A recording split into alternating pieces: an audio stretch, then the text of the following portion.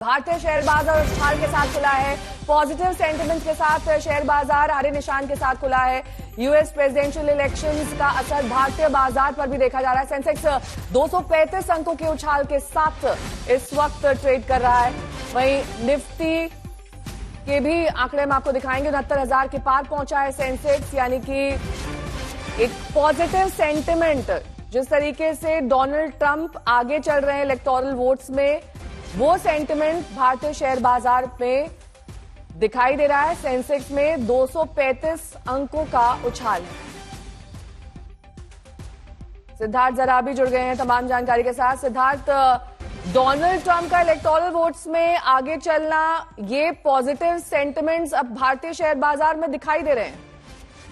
जी, पिछले 4 महीने से जो एक स्थिति हमने देखी थी मार्केट्स में कि लगातार जो विदेशी निवेशक हैं वो भारत छोड़ के जा रहे थे और बहुत बड़ी मात्रा में बिकवाली की थी उन्होंने शेयर्स की।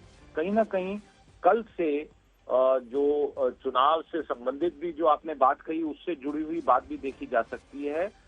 थोड़ा बहुत वापसी हुई कल सेंसेक्स पे, लगभग 700 पॉइंट का रिबाउंड हमने देखा। निफ्टी में भी रिबाउंड देखा और जो बड़े बैंक शेयर हैं HDFC, ICICI बैंक, इस प्रकार के बड़े शेयर्स में वापसी देखी गई।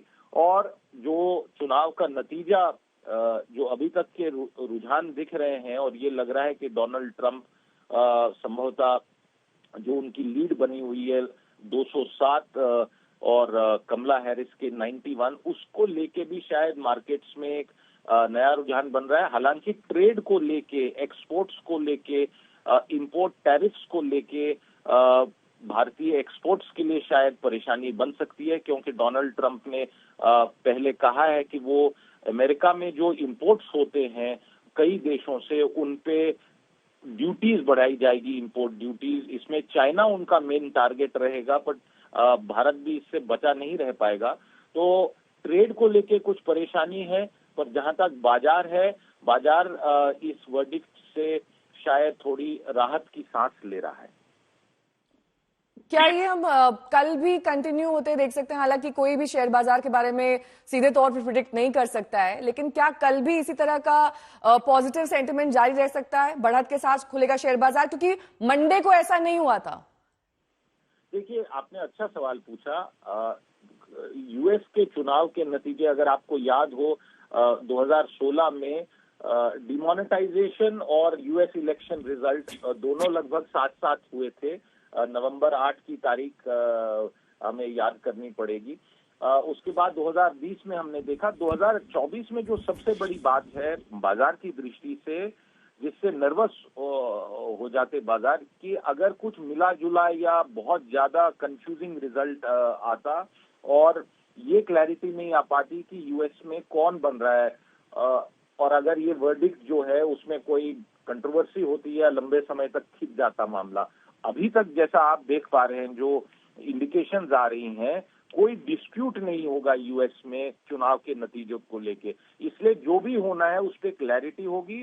बाजार फिर फोकस करेगा कि यूएस में इंटरेस्ट रेट पॉलिसी क्या रहेगी, यूएस की बाकी देशों से इंपोर्ट पे क्या पॉलिसी रहेगी। हमें याद करना पड़ेगा कि पूरी दुनिया में सबसे बड़ा अगर कोई इंपोर्टिंग कंट्री है वो यूनाइटेड स्टेट्स ऑफ अमेरिका है।